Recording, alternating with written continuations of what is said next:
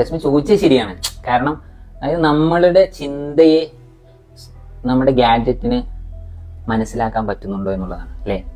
നമുക്ക് നമ്മളൊരു കാര്യം പണ്ടൊക്കെ അതിനെക്കുറിച്ച് പറയുമ്പോൾ കുറച്ച് നേരം കഴിഞ്ഞ് ഇൻസ്റ്റഗ്രാം റീൽസ് ഇങ്ങനെ സ്ക്രോൾ ചെയ്യുന്ന സമയത്ത് അത് കാണും. ഇപ്പോൾ ആളുകൾ പറയുന്നത് ഒരു കാര്യം ചിന്തിക്കുമ്പോഴേക്കും സാറേ അത് വന്നിട്ടുണ്ട്. അപ്പം ഇതിൻ്റെ റിയാലിറ്റി എന്താണ്? ഇത് ടെക്നോളജിക്കലി ഇത് പോസിബിൾ ആണോ എന്നാണ് ആളുകൾ ചോദിക്കുന്നത്. സത്യം പറഞ്ഞാൽ ഇതൊരു കോൺട്രവേഴ്ഷ്യൽ ആയിട്ടുള്ള ഒരു ടോപ്പിക്കാണ്. അതായത് ബ്രെയിൻ മാപ്പിംഗ് എന്ന് പറഞ്ഞൊരു ടെക്നോളജി ഉണ്ട്. നമ്മുടെ ബ്രെയിൻസ് അപ്പോൾ നമ്മൾ എന്ത് ചിന്തിക്കുമ്പോഴും പ്രത്യേകതരം ബ്രെയിൻ വേവുകൾ ഉണ്ടാവും.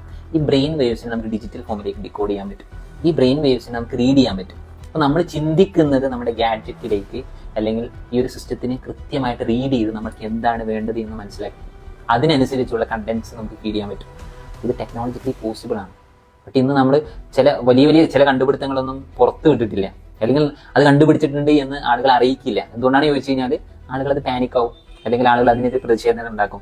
സുഭാഷ് സാർ എന്തെങ്കിലും ചിന്തിക്കുമ്പോൾ ചിന്തിക്കുന്ന സാധനം തന്നെ ഒരു പക്ഷേ എന്ത് ചെയ്യാൻ പറ്റും, ഇന്നത്തെ ടെക്നോളജി യൂസ് ചെയ്ത് നമുക്ക് ഫീഡ്സ് ആയിട്ട് വരുത്താൻ പറ്റും. കാരണം നമ്മുടെ ബ്രെയിനിൽ നമ്മളൊരു കാര്യം ചിന്തിക്കുമ്പോൾ അതിൽ ഇലക്ട്രോമാഗ്നറ്റിക് വേവ്സ് എന്ത് ചെയ്യുന്നുണ്ട്, പുറത്ത് പോകുന്നുണ്ട്, ന്യൂറോൺസിലേക്ക് അത് എത്തുന്നുണ്ട്.